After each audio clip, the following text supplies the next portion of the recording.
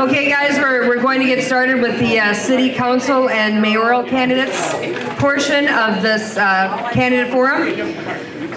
Essentially, tonight we have two mayoral candidates, Adam Lance and Brandon Fiedler, and then one city council candidate, Jed Howloa. And then essentially, I got word that April Fountain had a work thing that she had to be at. Felicia actually took a spill outside her house. She's on her way to the ER, but she's okay other than that. And then Dylan's at work as well. So we have Jed there, and the other two have the other three names are over there on the side. But essentially, we're going to continue with our candidate forum. Same format as before. So you guys are going to have the 2-minute introduction, 1 minute to respond. Mr. Norman is going to be holding up the 30 and the 15 to warn you, and then a 3-minute closing statement. And then we do have some questions from the audience this time, I believe. Yes, okay. I believe so. All right. So I'm just going to hand this over to Mr. Paz, and we'll continue with this part of the forum. Thank you, Shannon, and thank you, candidates. It will probably be a little briefer than expected since there's only 3 of you instead of 6, but it's glad to have the 3 of you here. First question to you, Adam. What skills and qualifications do you possess that make you the best candidate for mayor or city council member? Hang on, wait. Did you want to do the introduction? Oh, yeah, we should let you do an introduction first. I always forget this. I'm so eager to get into our well-crafted You forgot the questions. introduction, Steve. I know. Adam, 2-minute introduction. Yeah, first of all, thank you all for coming out tonight. I really appreciate it. Thank you for all the other councilors who are running. It's definitely a very important election coming up, and it's a very important job that we're all vying for. But my name is Adam Lance. I've been a resident of Chisholm for 15 years. Unlike the school board where everybody said they graduated and grew up here, I'm a transplant. I moved here of my own free will. I came over from the dark side of Hibbing, known as a Chukka, but we're not going to have no slanders or slurs. But I chose to live here because I love this community. You know, I came in here, I felt welcome. People brought me in, and you know, they encouraged me. They helped build me up. I've worked inside the community for 22 years in Minnesota Industries. I started right out of high school. I've been on the fire department for 5 years, and when I got in the fire department, that was actually a whole new breath of life that actually had me encouraged of, you know, being part of the community and what I wanted to actually do to, you know, help move the community forward and give back. So that's where I got in with the city council, and I decided to run and move and become a little bit more engaged. I've after 3.5 years on the city council now, I'm engaged in a few different boards, commissions, the EDA, the HRA, where I've been very supportive of, excuse me, not the HRA, the planning and zoning, the EDA, where I have been very supportive for different individuals, citizens in the community, and helping individuals utilize their properties, businesses and ventures coming in, being engaged with them. What else would I like to say? Well, no, that's pretty much it. So thank you very much for having me. You know, I look forward to hopefully being your next mayor, and that's about it. Thank you, Adam. Brandon, the same question, or same intro, please? Thank you everyone for coming tonight to the Candidates Forum. I am Brandon Fiedler. I moved here to Chisholm in 1991. I am a 1993 graduate of Chisholm High School. I have an associate in arts degree in business administration from Hibbing Community College, which is now Minnesota North College. I have a Bachelor of Science degree in business administration from Bemidji State University. I'm currently the vice chairman of the Chisholm Parks and Recreation Board. I'm currently a maintenance associate at Walmart in Hibbing. I am active at St. Joseph's Catholic Church as an usher, and I hope to be your next mayor. I am running for mayor because I believe people are desperate for a mayor that has a vision that is progressive as the city that we are in now. And I hope to be your next mayor. Thank you very much. Thank you, Brandon. And Jed? Hi everybody, my name is Jed Howloa, and thank you guys very much for coming tonight. Thanks for putting this on. I'm running to be one of your next city councilors in Chisholm here. I live in the city about 16 years. I've been married to my wife Stephanie for 15 of those years. I have 4 children. We've all gone through this Chisholm School District. 2 graduated, 2 are still in school. I'm currently employed at Cleveland Cliffs as an auto diesel mechanic. I'm also a millwright by trade as well. I'm currently on the employee on the Chisholm Ambulance and commissioner on the Public Utilities Commission. And I'm running for the city council because I've lived here, like I said, most of my adult life. And as a homeowner and a parent, I want to keep the city moving in the right direction and make it a better place to raise a family. Thank you. Adam, you get this first question first. What skills and qualifications do you possess that make you the best candidate for mayor?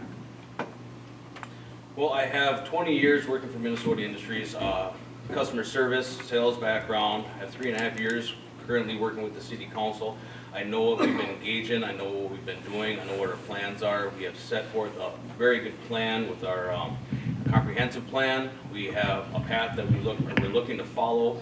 Our current leadership has done a wonderful job. When Mayor Champa decided he wasn't gonna run, that's when I said we needed somebody that's gonna come back in here, work with our staff, support our boards, our committees, and, you know, do what we can to see the next phase of a lot of these projects through.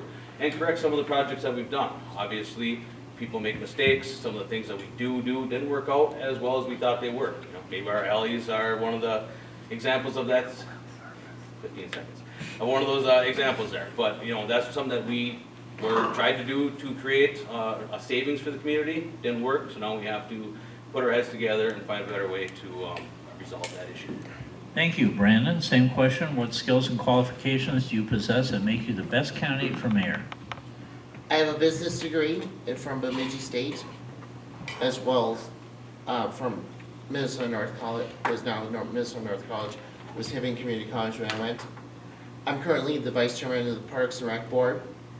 Like I said, I'm currently a maintenance associate. 19 years. I've been a carrier for the Duluth News Tribune, which a lot of times involves getting the customers their paper on time. I've been talking to some people as I was door knocking, trying to convince them that I should be the next mayor. And I believe that I'm the best candidate for the job. Okay, thank you. And Jed, same question. What skills and qualifications do you possess that make you the best candidate for city council? Well, a lot of being a counselor and being in a leadership position has to do with networking. Networking is a huge thing. I have a solid work ethic, excellent communication skills to be an effective counselor. I'm always looking to people that are retired, people in the community to see what looks better for our community, because we don't know all the answers. But if you communicate with everybody, all the citizens and industries to see what they want to see in our city, that's a huge thing. So I can use that networking skills to make that better for us. Okay, thank you. Brandon, you get this question first. What city services in Hibbing should be expanded, and which services might be reduced to save money? Chisholm, pardon me. Okay. See, you're bringing, I'm still so upset. I just learned the meaning of the word chukka, and I never knew that before. Thank you, Adam. For one thing, the city services that should be expanded, I believe, obviously would be our police. I believe it would be to diversify our police force so that's in line with our city's population. As far as reductions, the ambulance service, I'm not sure why we even took over the ambulance service in the first place. It wasn't well thought out. The fact I've had people come and complain about how bad the service was. I mean, we could try to work to fix things to make it better, or perhaps to, if falls fails, to give it back to the private sector. Okay, thank you. Jed, what city services in Chisholm should be expanded, and which services could be reduced to save money? Well, I agree with Brandon on that. Public safety is the number one issue we're facing right now, with overdoses, drugs, crime in our communities. It's plaguing our cities, all our communities up here in the Iron Range. And if we expand, give more opportunity for our police force, give them the tools that they need, collaborating with the county, collaborating with the state legislature, whatever we got to do to make this happen. Safety is number one. We must quit kicking the can on the road on this issue. Helping our EMS or our ambulance services, expand our fire department if we need to. Communicate with these guys is a huge thing, and making these services and public safety is number one. Okay, thank you. Adam, same question. What city services in Chisholm should be expanded and what services might be reduced to save money?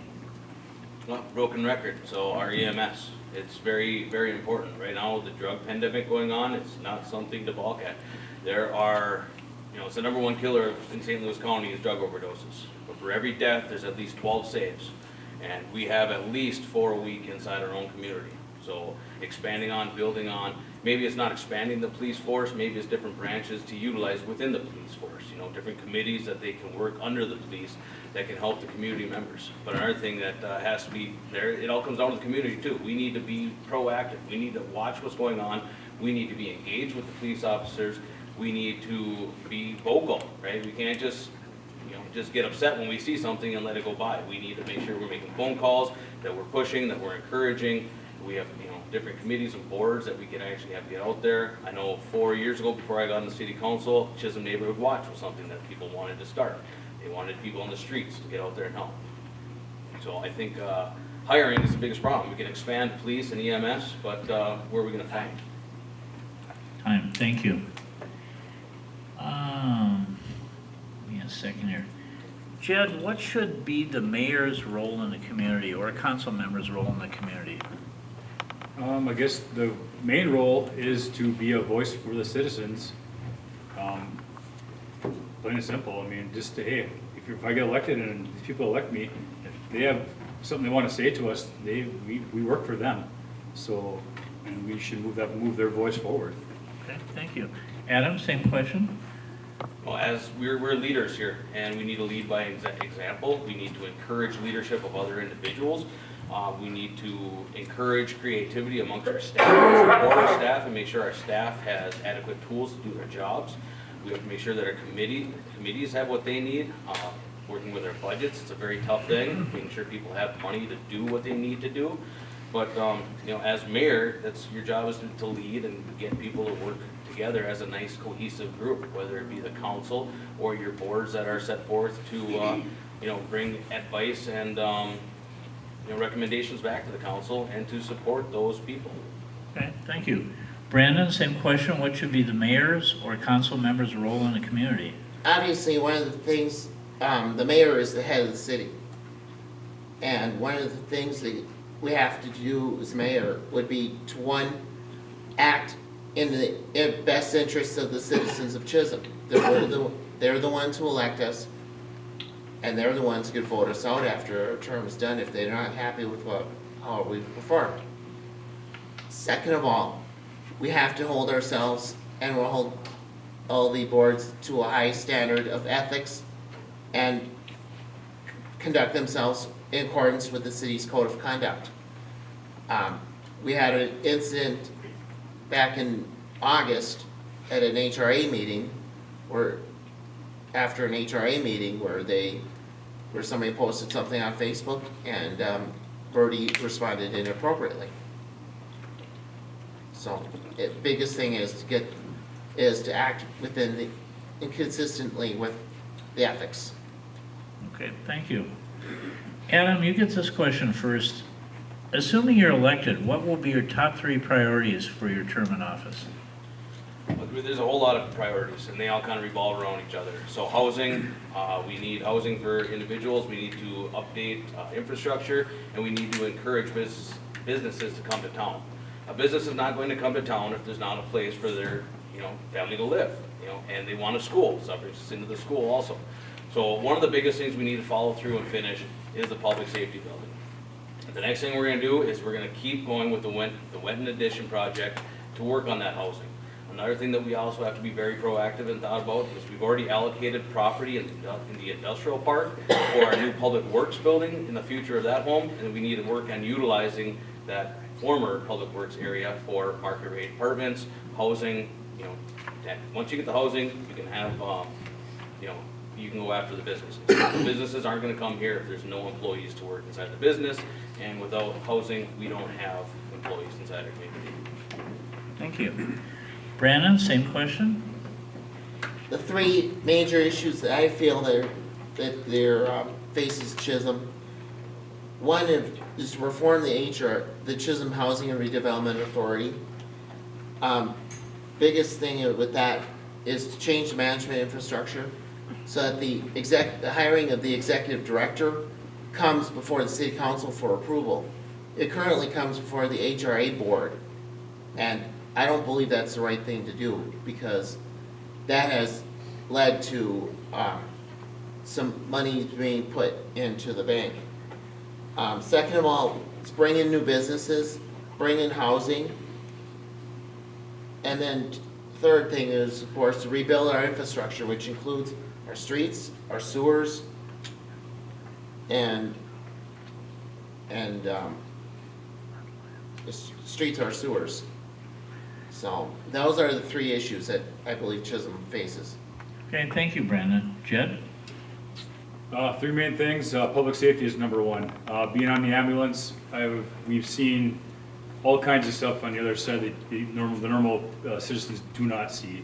And drugs, like I said before, drugs, crime are plaguing us, and we have to do something about it. Next thing is aging infrastructure. Our infrastructure in our city, on certain parts of the city, is very old and needs to be dealt with. And I know the city does have a plan, but I think it might need a little critique and a good deep look into the situation there. Like Adam mentioned too, the lack of growth is another issue that Chisholm and our communities are facing. If you look at Mountain Iron, how many times have you guys heard that, what's Mountain Iron doing different? What's Grand Rapids doing different? We are a progressive city, like Jackie had mentioned. I'm a progressive worker. I like to get stuff done. So reaching out to 1,000 corporations, 1,000 businesses to get stuff rolling in this town is a huge thing. If we can offset our tax base to make stuff happen, that's what we got to do. And it's going to take a lot of hard work, but I think we can do it. Time, thank you.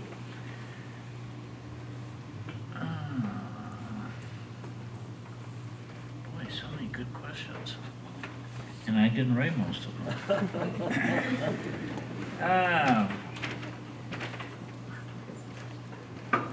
This one is one from our audience. It's a good question. Who's up first this time? Brandon, I believe. I think Adam was last. Brandon, do you think it is important that leaders in our city live in Chisholm and send their children to the Chisholm schools? Why? Well, for one thing, yes, they should live in Chisholm. As far as whether they send their kids to Chisholm schools, I would think that they should, possibly, but that should be up to the individual, that is individual leader. But I would think that if I had kids, I would definitely send them to Chisholm schools. Jed, same question. Do you think it's important that leaders in our city live in Chisholm and send their children to the Chisholm School District, and why? Yes, I think it's very important that the leaders do live in Chisholm, because you're engaged in your community, you're engaged in your school, you know what's going on at all times pretty much. Your kids are going to school, they're talking to teachers, you're developing relationships with your teachers. Leaders in your city are talking to each other versus, from EMS to whatever else, departments, city garage, for example, too. So lots of communication, lots of good things for living and having your kids go to the same school in the community. Okay. Adam, same question. Do you think it's important that leaders in our city live in Chisholm and send their children to the Chisholm schools, and why? I'm gonna put that on the table. So yes, I believe it's very important that everybody does, our leaders do live in Chisholm. I don't believe that it's fair to say that your kids have to go to school here. I would be very outright with everybody. My daughter goes to Hibbing schools. I was born and raised in Hibbing. I've empowered my daughter from a very young age to be able to make her own decisions. She's gonna learn to stand behind her decisions, and she's gonna learn from them. She chose to go to Hibbing, and I support that. So, that being said, I'm running for city council before, I'm running for mayor now, not school board. And I said before, when people ask me, why doesn't your daughter come to Chisholm? Why don't you send her here? I said, why should my daughter come here? Okay, I asked a long time ago, what are you doing to make Chisholm stand out from other communities? What do you have here that's unique from other communities? And they're doing that now, and they're following through, and they're pushing here, and I'd be more than happy and glad to have my daughter in the school. She was here until 4th grade before she went to Hibbing, and always had nothing bad to say. I love my town, I love my school, our school, it's ours here, I pay taxes. Thank you. Support. Jed, you get this question first. What would you do as a Chisholm mayor or councilor to try and expand the life of Hibbing Taconite? It's been in the news today. Well, I guess education is the main thing. I don't think half the public actually knows what's going on with Hibbing Tac right now. There's a lot of things happening there, their mine life. Hibbing Taconite pumps in $449 million a year in our local economy. It's huge. Our overtime lunches come from the restaurants in Chisholm. The water connection that the potable water for HipTac now connects up behind the Baptist church there. That's gonna be awesome money for our city. And they budgeted $50,000 for that, if I remember correctly. I guess education's the main thing, and then also developing a relationship with the management at HipTac and communicating with them and talking to them and say, hey, what do you need from the city of Chisholm? What can we do for you? Anything. That's a huge thing too. Adam, same question. What would you do as a Chisholm mayor or councilor to try and expand the life of Hibbing Taconite? Well, Jed hit it spot on. We have to be proactive, not reactive. We need to be engaged with the officials over at HipTac. We need to collaborate. That's why our water system's now going over there to help them. There's a lot more we can do now that the highway was changed and everybody has to come into Chisholm in order to get to HipTac. So there's other things that HipTac can actually work with Chisholm on where it's not as economical to work with Hibbing. So those are things, the inventions that we need to look at. Other things we can do is just support, right? Our politicians in higher offices, state and federal, whoever which way you vote, whoever which way is in office, reach out to them, talk to them, talk about how important mining is for our economy up here. We support mining because mining supports us, not just taconite. We need to look at responsible mining all over the Iron Range here. Responsible mining. That's what we do. That's what we've always done. The offshoots, you have the mining companies, you have the manufacturers that manufacture for the mines, you have the supply companies, you have the restaurants, and just, everybody from that works at the mine that comes into town to spend their money. Thank you. Brandon, same question. What would you do as a Chisholm mayor or councilor to try and expand the life of Hibbing Taconite? Well, obviously, the Hibbing Taconite has been in the news. One of the things that might be a possibility is that they can go in the area that used to be Butler Taconite and mine there. But definitely would be collaborating with Hibbing Taconite, like Jed and Adam said, and then getting on the phone with state and federal elected leaders to try to figure out a way to get this mine to stick around for a little longer. So. Thank you. I believe this one to Adam first. Adam, downtown serves as the economic engine for the city and represents its image and character. What will you do to preserve and grow Chisholm's Can you start downtown? over? I missed the first part. Huh? Sure. That's the first part. Downtown serves as the economic engine for a city and represents its image and the character. What will you do to preserve and grow Chisholm's downtown? As part of the EDA, we're very active. We've engaged with St. Louis County to rebuild and rehab a downtown storefront. That's huge. The EDA has given out hundreds of thousands of dollars in loans, forgivable, and EDA loans and grants to help infrastructure upgrades on Main Street. 123 Lake Street is a new business that's going to be coming soon. 30 West, I see them in the audience here. They have been a beneficiary of what we've done to work with them and collaborate with them and just supporting them. We need to work at updating. We need to encourage that people that own the businesses downtown that are being used, we have to give them programs and incentives to update. So that way they can look at putting somebody inside their storefront instead of just renting out the upstairs for a financial gain. They can look at bettering the community by building. Thank you. Brandon, same question. Downtown serves as the economic engine for the city and represents its image and character. What will you do to preserve and grow Chisholm's downtown? That is one of the areas that I do want to develop is in the downtown area. And one of it's that I would do is to promote the EDA and the loan programs. But I would like to expand it too to include handicapped accessibility projects.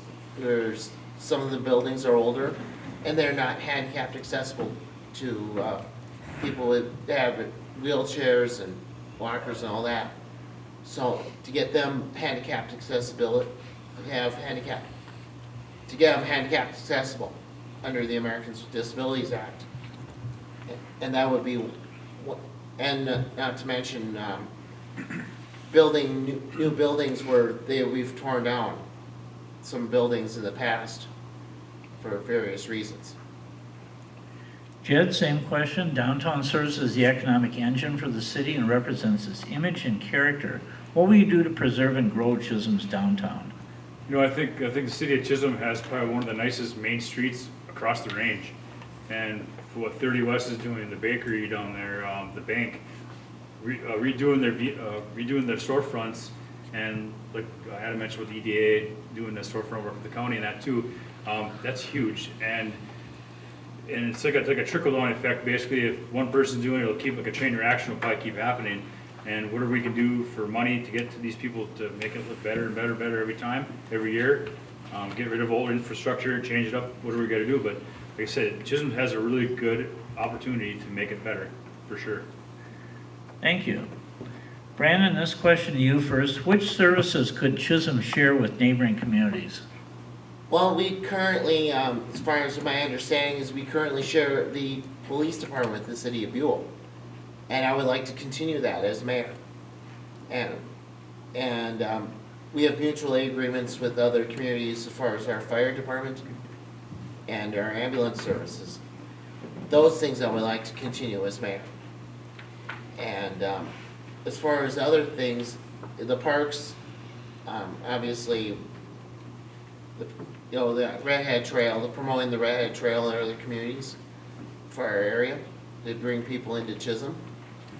So, other than pretty much, they'll be pretty much it. Okay, thank you. Jed, same question. Which services could Chisholm share with neighboring communities?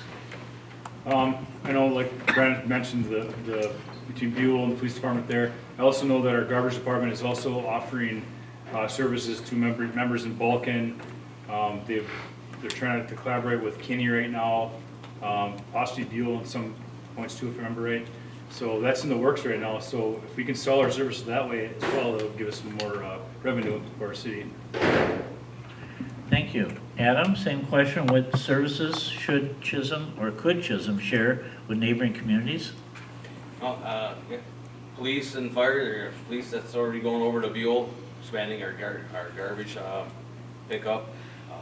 Chisholm is already doing a lot of collaboration with many different communities. We already work with Balkan, our sanitary, our recycling program, expanding our garbage services. We look at what we do with our ambulance, and we go with the French and the different neighboring communities, how we share staff, we share medicine, we help out where we can. We go and we help Hibbing for mutual aid just as much as they come and help us, whether it be fire or EMS. When they have a big event, our rigs go over there just as much as they come over here.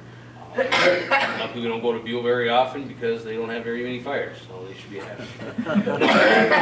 Chisholm right now is doing very well, and we're very collaborative, we're very creative, and we're just going to keep expanding upon that. Thank you. Jed, this question to you first. How much of an increase in property tax would there be for a $100,000 home to pay for the new public safety building? And are there any cost-saving measures that could be appropriate to reduce this amount? Question one more time? You mind? Sure. How much of an increase in property taxes would there be for a $100,000 home to pay for the new public safety building? And are there any cost-saving measures that could be appropriate to reduce this amount? I don't know that number offhand, what it would cost, but looking into the existing plans, I think there is a few things that can be done to save money. Whether I don't know what stage the public safety building is at right now, but I know that there is options out there for a steel building versus a solid brick building, which would save tons of money. And I don't want to cut any progress in that building either, but if I'm left on the council, I would definitely look into it and see if we can save anything we can Okay. for the taxpayer. Thank you. Adam, same question. How much of an increase in property taxes would there be for a $100,000 home to pay for the new public safety building? And are there any cost-saving measures that could be appropriate to reduce this amount? So last I heard, it was $306 for a $100,000 house. I don't know if that's still accurate. I heard it went down. So that being said, that's $25 a month You know, that's a lunch down at Valentini's. That's a very small cost when you look at what you're gonna get on the backside. What else can you do to keep that cost down? Again, bringing back housing. More people inside the community, more people paying property tax, that's going to alleviate that pain. If people decide to move, if people decide to, you know, we want consolidation. You hear some people screaming that from the rooftops. Your property taxes are still gonna go up. More people are gonna leave the community, which is gonna rise your property tax. It's not gonna help you by, you know, getting rid of your services, thinking you're gonna cut costs. You're gonna cut costs, and people are gonna leave, and your property taxes are gonna go up. So our goal needs to be to bring in the housing, bring in the new school for somebody with a family to bring in the family too, you know, and then increase your population, you're gonna decrease your property tax. Thank you. And Brandon, same question. How much of an increase in property taxes would there be for a $100,000 home to pay for the new public safety building? And are there any cost-saving measures that could be appropriate to reduce this amount? Yeah. I know to piggyback, I hate to piggyback on Adams, but he mentioned it was $306 and it might have gone down. But one of the things we gotta do is to expand our tax base. Gotta get that expanded because the more people you bring in, the more money you can collect without raising taxes. And that's the biggest thing, I think a lot of us, all three of us here, would like to do is to not raise your property taxes a ton. And especially if we make a budget that's going to keep the property tax levy increases to a minimum. So having said that, and other things too, I don't know how far, but there's been some talk of bonds from at the state legislature, and I will pursue those to finish the job if I get elected mayor. Thank you. Brandon, this question to you first. What is the best policy for the city to have for short-term rental properties? And do you see these as a positive or negative for our community? Short-term rental properties, obviously, one of the things they gotta do is to make sure that they're up to standards, up to the building code, so that they should be inspected. As far as how long people can rent them, that should be up to the individual. As far as to how long they want rent. But like I said, it has to be up to standards, up to the building code standards. So that we don't want to be running slums, and that's the last thing we want to do. So first of all, they gotta be inspected, and they gotta have a license too. So hopefully that will work that way. Okay, thank you. Jed, same question. What is the best policy for the city to have for short-term rental properties? And do you see these as a positive or negative for our community? Well, I look at, we do need rentals in our community. Not everybody can buy a house. We have to face the music there. But when it comes to the people that are renting these places, if there's the application process they have, are the people that get into these places, because a lot of places, and I've door knocked a lot of houses around here, and a lot of these rentals have caused problems, drugs, crime, whatever. So whatever application process they have, if we have an ordinance or whatever, the city can help with that process. But something needs to be done there to be looked into, I guess, in the future. Okay, thank you. And Adam, what is the best policy for the city to have for short-term rental properties? And do you see these as a positive or negative for our community? In regards to short-term rentals, the best policies that we can have is how many can there be and where can they be. They are good for the community. They can be bad too. If you don't regulate how many they are, that's taking away from homes for people to be here to bring their kids to school. You know, people who want to come here to move for work, they can't find a house because a whole bunch of them are just taken off the market and using short-term rental properties, which go benefit, you know, certain individuals. It does help the property tax because a non-homesteaded house pays more than a homesteaded house. But again, we need housing for people who are living full-time inside our community because that's what's going to benefit us. So we need to make sure that we're proactive, which we have been on the city with our planning and zoning. We will make sure that we put a policy in place to limit the amount of short-term rentals in residential 1 and 2 districts. Thank you. Jed, you get this question first. What would you do to attract new business to Chisholm? Number one thing is communicating with them, reaching out, talking to people. It's a huge thing. Going to, I don't care if like when I door knock, you gotta go to Best Buy and talk to them, say, hey, let's get in our community. If we get 1,000 people out there to look at our city, that's huge. So that's the number one thing, is communication and just getting out there. Okay, thank you. Adam, same question. What would you do to attract new business to Chisholm? So one thing that we have done, just like I selling lots for $1. You know, we need to advertise. Hopefully next year, we're talking about building a new school, and we can advertise that we're gonna have a new school in our, you know, in our community. Public safety, that's very huge. Just two of the top questions for people and businesses when they want to relocate into a community is, what do you offer? What do you have for schooling? What's your public safety? So now we're gonna have a brand new public safety building that's gonna house our police, fire, and ambulance. We have adequate staffing, and we have a good team around us. With the incentives with the building, and we need housing, again, you know, if you have more housing, you have to be able to advertise that you have a place for their employees to work and live. Okay, thank you. And Brandon, what would you do to attract new business to Chisholm? Communicate with the businesses. Number one, talk about our public safety building, our schools, affordable housing. Talk about housing and how we're going to bring housing for the employees into our community. And if need be, offer incentives for them to come build in Chisholm, their new businesses in Chisholm. Because we need to have some businesses. We have more choices for groceries. We have more choices for clothes. I mean, like Jed mentioned, a Best Buy, it would be nice. We have to have, but like I said, we gotta have more options to shop other than going to Virginia or Hibbing or even Duluth. Okay, thank you.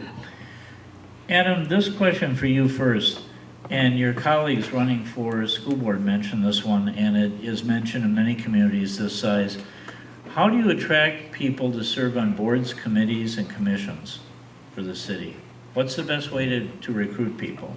Lead by example. You can't get somebody to get onto a board or run for council unless you're willing to do it yourself.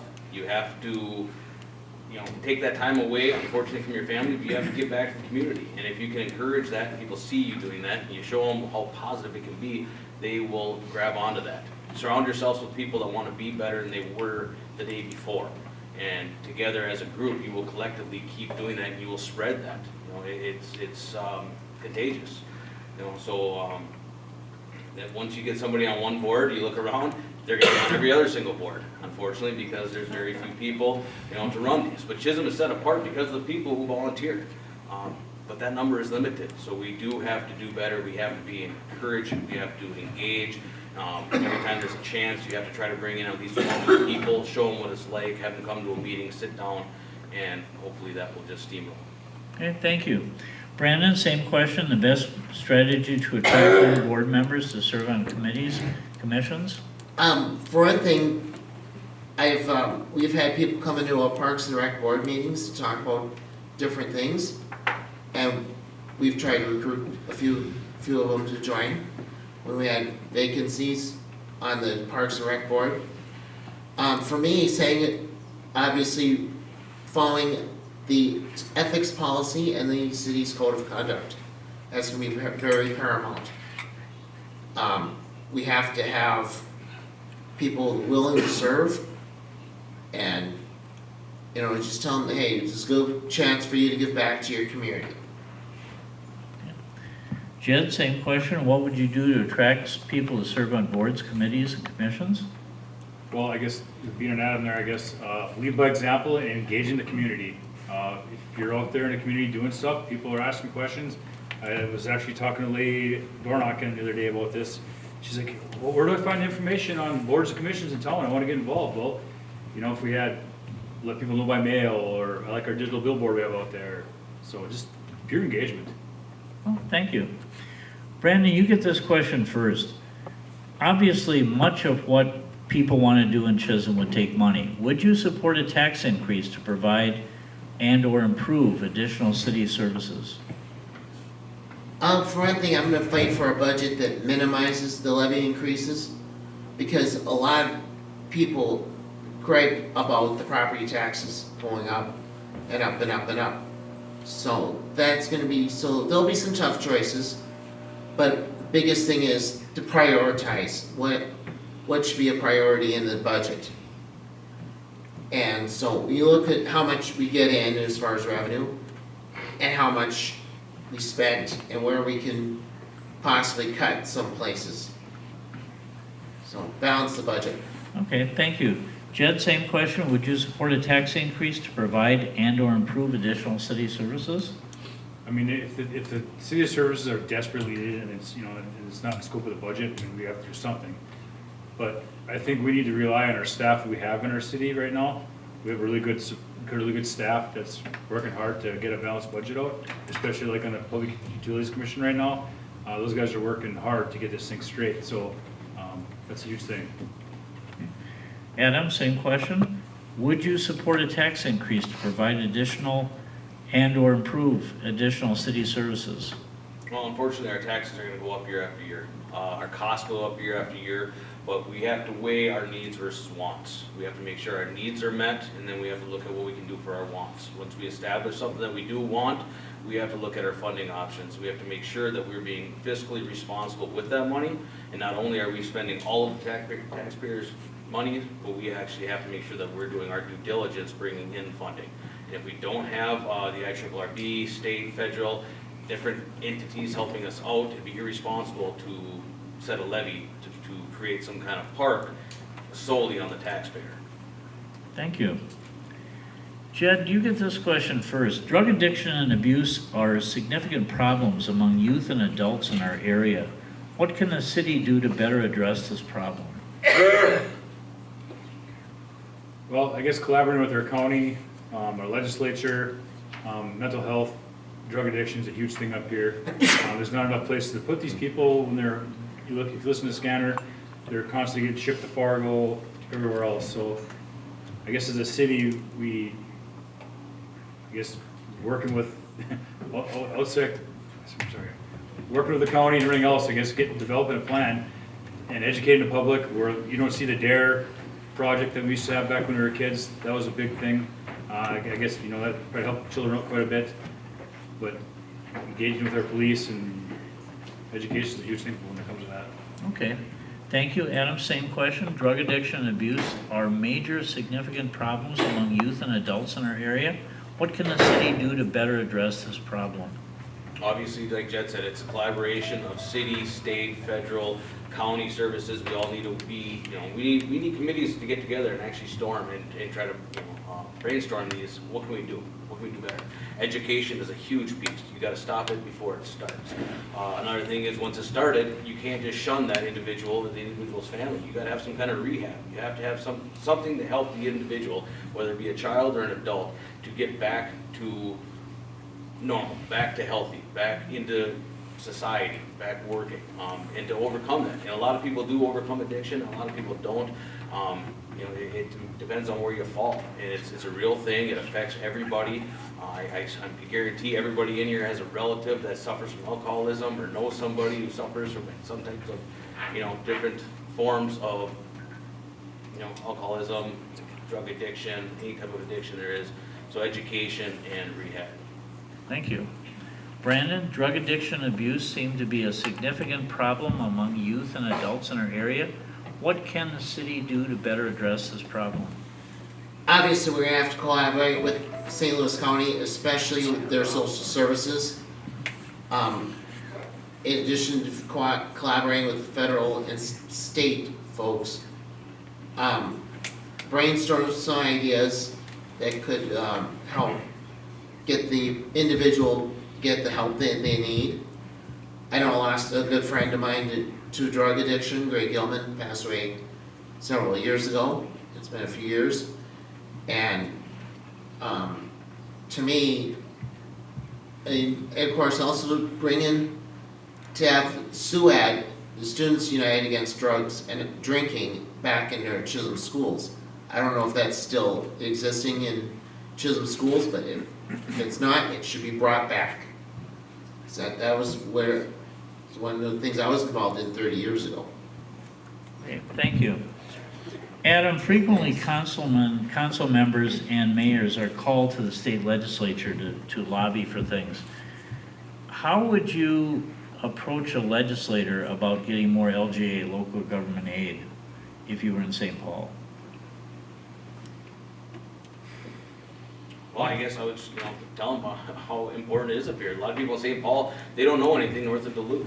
They don't know that our communities up here, a lot of that LGA, the money that goes down to the cities, it comes from up here. A lot of our tax dollars, a lot of the mining tax dollars, it goes south and then it works its way back up north. How important it is for us to survive up here. People would like to travel. It's our backyard. We need to make sure that it's here for everybody. We need to make sure that we're working with the state, and we need to make sure that everybody knows that without us here, you're not going to have any type of recreation. You're not going to have lodging, and you're not going to have suites. It's just so important that we can't rely on taxes and property taxes alone to fund our communities. It's unfeasible.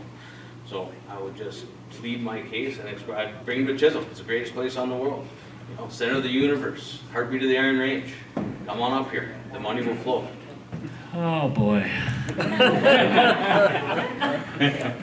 Brandon, you're going to the state legislature to lobby for Chisholm. How would you approach getting more LGA aid? First of all, I would tell the legislature that, look, LGA is the biggest important source of funding for our city. And without it, there's going to be cuts in services, and that's the last thing I want to be doing, especially cutting the police and fire. That's to be the last thing I would do. Local government aid is very, very, very important. We're not a property wealthy city like Edina or Maple Grove or any of those cities that surround Minneapolis and St. Paul. So it's very important, and I would like to see it so that every smaller town, including Buell, gets local government aid too. So with that $9 billion surplus, there's no reason for them not to expand LGA. Thank you. Jed, same question. If you were going to St. Paul to argue to the legislature for increased LGA, what would you tell them? In my communications with legislative people, the number one thing is having all your ducks in a row. If you're gonna have a plan, local government is needed for our community, definitely. We need, we're going out to increase our aid, we need to have this plan in place, whatever it may be, and developing relationships with those guys in the legislature, no matter what side of the fence you're on. That's huge. Communication is one of the biggest things, I guess. Thank you. Well, we've dealt with lots of tough subjects tonight in both the school board and the mayoral issues, questions of finance and everything else. But this last question is from Pastor Dan, and it should end on a happy note. And Brandon, you get this question first. How can we reduce the Canadian goose population in Chisholm? Wow. Well, we'll work with the DNR to try to get them relocated. I don't know if the state will allow us to have an open goose hunting season, but we will work with the DNR to get them out of our community. What the state doesn't know? Jed? I mean, those lights they put in the lake, they have helped. I mean, they're expensive from what I understand, but I guess you have to talk to DNR. We're right in the middle of Chisholm. We can't have an open season and start shooting. So, yeah, work with the DNR and see what we can do. Adam, you get the last word. Well, those lights were expensive. They're $8,000, and I pushed for them because you couldn't even use that lake walk at 1.3 years ago. And they have worked. They're there in the evening time to try to keep the goose and the geese, from sleeping at night. So this year, especially, we've seen them relocate to areas around town that we've never seen them. Probably in Pastor Dan's front yard. Yeah, there's a few of them. There's many different things we can also do. They say don't cut your grass. And it's not so easy for them to feed. But we don't want that. We want it nice. We want our community looking good. So if a goose is a nuisance, be a nuisance back. My wife yells at me when we go around the lake walk, and I yell and run and scream and wave my hands. You look like you're crazy. Well, been in politics for 3.5 years, and I'm wishing to go 4 more, so I think maybe I am a little crazy. And those of us from Hibbing love to have people from Chisholm come and visit, but don't bring the geese with you, please. Well, I'd like to thank our 3 candidates tonight. Oh, closings, yes. I keep forgetting openings and closings. Brandon, you get the first close since Adam got the opening. All right. First of all, I'd like to thank everyone that came tonight for the Mayoral Candidate Forum, as well as the City Council. The next 4 years are going to be a big critical for whoever is the next mayor, and I hope it'll be me. Because if you elect me your mayor, I'm gonna work to be the best mayor that this city has ever had, and hopefully surpass Mike Jugovich longest serving mayor. That's my hope. Thank you very much. Jed? Chisholm needs to have a rock solid relationship with their school district. If we lose it, this will drive our community in a downward spiral. And it'll be all means to the end of our city. Families are what builds our community, and do what we can for our schools a must. If I'm fortunate to be elected to the council, I won't be one to stifle any forward progress at all. The current council has been working on that note, and I commend April for running again to provide some of that continuity to keep things moving along. I want to give kudos to the great staff from the city garage, city hall, the fire department, the ambulance, the public utilities department. And lastly, I've been out doing tons of door knocking, and I've enjoyed talking and conversing with a lot of people. Lots of people got a lot of good ideas here and what they want to see in our community. And I think as a council, if I get elected, I'll definitely be leaning on everybody for some ideas and how to move the city forward. So I appreciate your vote in November. Thank you, Jed and Adam. Well, thank you all very much for coming. We're here tonight, we're focusing on the issues and what everybody wants to look at. But there's so much more going on inside Chisholm than just what the issues are. We have so many positive things going on that we need to keep working, and that's what we need to focus on. When people ask me about Chisholm and I talk about how great it is, I'm not talking about the issues, I'm not talking about the streets, I'm not talking about the infrastructure, I'm talking about the people in town and how great it is, and we need to keep bringing that forward and keep building it up, and the rest will fall into place. Through COVID, we just had 2.5 terrible years. And our boards and our commissions, our Kiwanis, our Kids Plus, our chamber, our staff, everybody went above and beyond to work and make this community what it is. And we should all be proud to be here. And I will be very proud to be your mayor if you elect me. And I will work my career end off for 4 more years. And I will support our staff. I will correct Brandon. A lot of thought went into our ambulance service coming back into the city. We didn't take it over, it was given back, the contract expired, and we did work on that very hard and very well. We have a 20-year veteran paramedic to lead us in a direction that is going to be sustainable, it's going to be fair and equitable, and it's going to grow our numbers. It's going to be one day we have full-time EMS service inside our community. Maybe not fire, but I think that we can justify having ambulance technicians on call 24/7 at a hall, ready to come out, because we deserve it. And thank you very much. And thank you to the candidates. Thank you to Adrian, Shannon, and Pastor Dan for helping tonight. And thank you to everyone who came. It's always a pleasure to come north and see the voters in Chisholm. Thank you.